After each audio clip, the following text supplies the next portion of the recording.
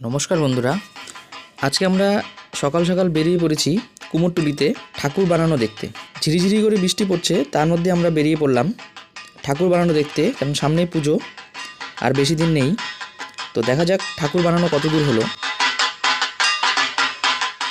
এই যে চলছে জোর কদমে ঠাকুর বানানোর কাজ, প্রায় সব ঠাকুরই বানানো শেষ।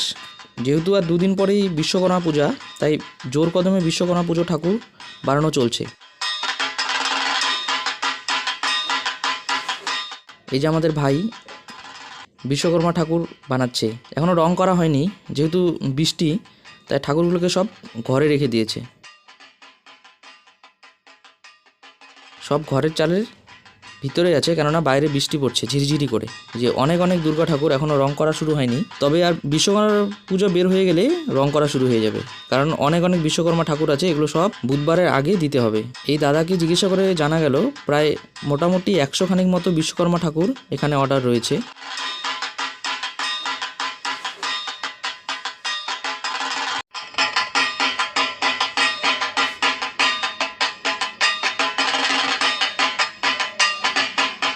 এই যে চলছে জোর কদমে রং করার কাজ, কেননা রবিবারের পর থেকে দুর্গা ঠাকুর রং করা শুরু হবে, প্রায় বিশ্বকর্মা পূজার পরেই।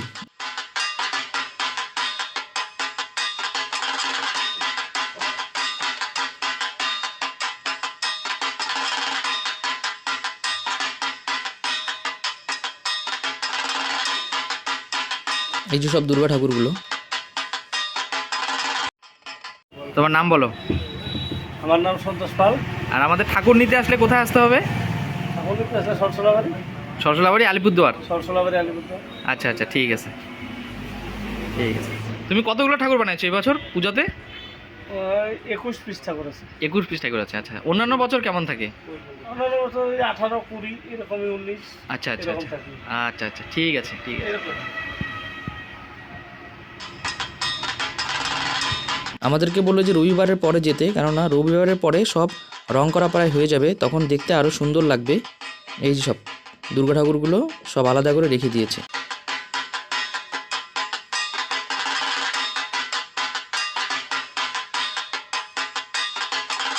এই যে সব বিশ্বকর্মা ঠাকুরগুলো। তো আরও এরকম সুন্দর সুন্দর ভিডিও পেতে আমাদের এই মা চ্যানেলটি সবাই সাবস্ক্রাইব করে রেখো। তো এখানে সব গণেশ ঠাকুর আলাদা করে রেখে দিয়েছে, এগুলো সব রং করা হবে রবিবারের পরে। ধন্যবাদ বন্ধুরা।